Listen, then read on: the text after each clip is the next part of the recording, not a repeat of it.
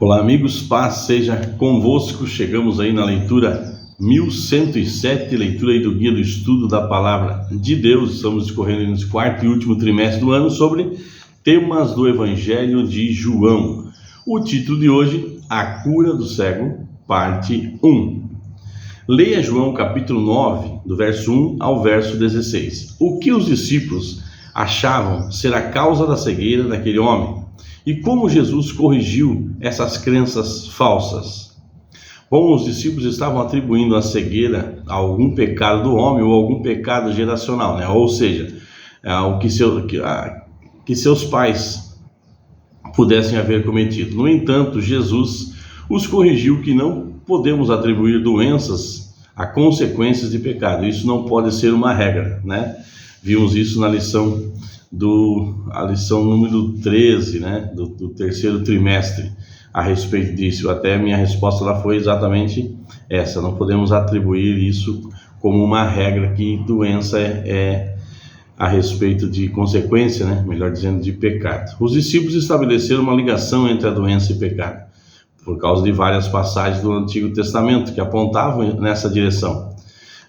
Pode comparar lá com Êxodo capítulo 20, verso 5, 2 Reis capítulo 5, do verso 15 ao 27, capítulo 15, verso 5, 2 Crônicas capítulo 26, 16 ao 21. Lá o pecado trouxe consequência de enfermidade, né? Mas a história de Jó devia mostrar que isso nem sempre é verdadeiro, né? Tá vendo aí? Então não pode ser uma regra, de jeito nenhum. Jesus esclareceu a questão, não negando alguma ligação entre o pecado e o sofrimento, mas nesse caso apontando para um propósito mais elevado, de que Deus seria glorificado pela cura. Louvado seja Deus. O relato contém certas afinidades com a história da criação. Por exemplo, Deus formou o primeiro homem do pó da terra, Gênesis capítulo 2, verso 7. Assim como Jesus fez lama para dar ao cego o que lhe faltava desde o nascimento, né? Em Mateus, Marcos e Lucas, as histórias de milagres seguem um padrão comum, a expressão do problema à condição do indivíduo a Jesus, a cura e o reconhecimento da cura acompanhado, né, de louvor a Deus. Na história de João capítulo 9, essa sequência se completa em João 9, verso 7, mas como geralmente acontece no Evangelho de João, o significado do milagre torna-se um tema de debate bem mais amplo, levando a um longo diálogo entre o homem curado e os líderes religiosos. Essa discussão gira em torno de dois pares de conceitos que estão relacionados e são contrastados: pecado, obra de Deus, e cegueira e visão. É só em João capítulo 9, verso 14, que o narrador conta ao leitor que Jesus fez a cura no sábado, o que, segundo a tradição e não segundo a Bíblia, violava o mandamento. E assim os fariseus consideraram Jesus como transgressor do sábado. A conclusão deles foi que ele não vinha de Deus porque supostamente não guardava o sábado. João 9, verso 16.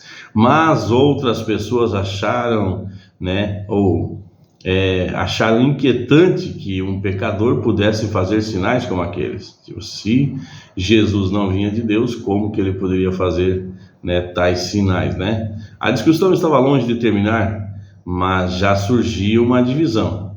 O cego ficava cada vez mais cônscio de quem é Jesus, ou seja, mais consciente, né, mais convicto de quem é Jesus, mas os líderes religiosos cada vez mais confusos e cegos quanto à sua verdadeira identidade, né? A religião, os religiosos acabam passando por esse problema, né?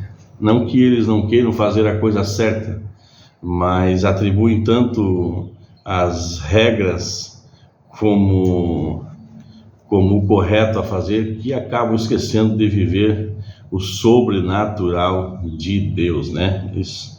Será que às vezes ficamos tão cegos pelas nossas próprias crenças e tradições que podemos ignorar verdades importantes, que estão bem diante dos nossos olhos? Bom, mas infelizmente sim, né? Sim, e isso não é tão incomum quanto se pensa, né? Cuidar com a liturgia, cuidar com todas as regras e com o intuito, não mal intencionado, não, de maneira nenhuma, é para que o culto, para que tudo possa acontecer de maneira perfeita para Deus, mas tudo existe um limite, né? Se nós ultrapassarmos o limite desse cuidado, nós passamos por cima da espiritualidade e acabamos não tendo espiritualidade, né? Acabamos virando apenas máquinas aí, regendo as coisas que precisam ser feitas de uma maneira pontual e infelizmente o Espírito Santo não tem liberdade para falar aos corações, né?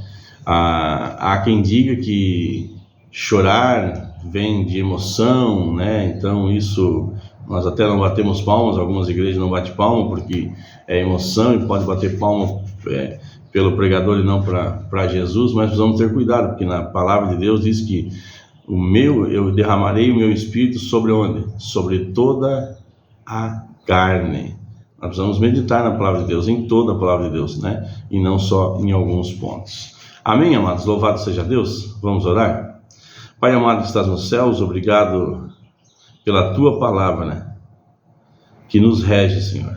Nós damos liberdade a ti. Obrigado por ser o nosso Deus, por ter nos resgatado do pecado e do poder do pecado através da cruz. Que a tua graça e a tua misericórdia nos acompanhe e da tua sabedoria nós possamos receber mais uma porção nesse dia.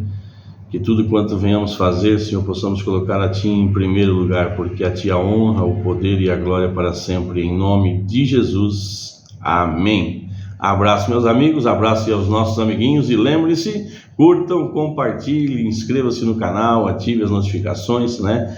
Para que esse canal aí cresça com o intuito de alcançar vidas que ainda não foram alcançadas por Jesus, porque não tiveram a oportunidade de ouvir uma palavra que queimasse em seu coração.